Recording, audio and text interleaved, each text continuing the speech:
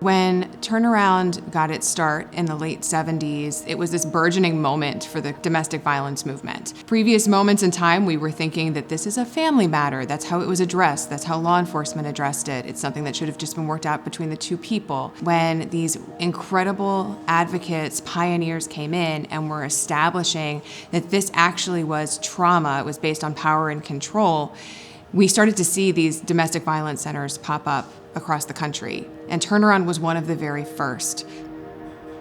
Turnaround was a grassroots organization. I came to Turnaround in 1986, started to help rape victims find a place that was safe, a place for counseling. I was the only child therapist at that point, and I came there as an intern, and I stayed,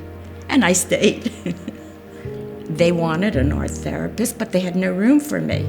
So we used the bathroom and the cafeteria for me to run groups. And we would meet in the cafeteria, do our artwork, and then do processing and talking afterwards in the bathroom.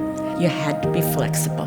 You had to go with it. You know, when I think about where we are today, how much we've grown, I felt like we were grassroots like forever, right? All these doors weren't open to us, the police department, people we wanted to work with, and they had their own thing going on. And they were like, we're not letting these women come over here and tell us how to do this or that when it comes to victims in the community. And those things have changed. People are at the table.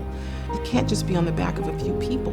It can't even be on the back of one agency. Prevention education is absolutely crucial to Turnaround's work with survivors. It is just important for us to be able to be in community spaces, and it is so important that we continue the dialogue regarding prevention education, because if people don't have access to the education, if they are doing something to be harmful to other people, they won't necessarily know that if they're not exposed to alternative ways of managing relationships and emotions. If you're able to prevent violence occurring within intimate partner relationships, if you're able to prevent sexual assault from occurring, we don't exist as Turnaround, and that would really be the goal. Turnaround has served in community education and training hundreds of thousands of people. We've reached that we can prevent this type of crime, these types of crime, from ever happening again.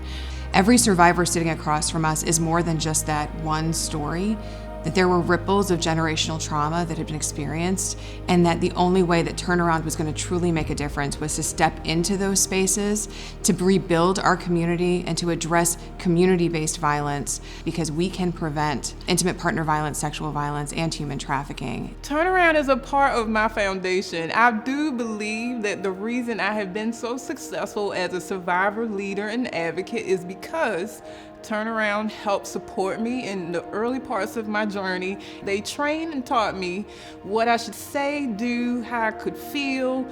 How can you leave a foundation that not only started your journey, but is continuing the work, and you see it so fiercely happening?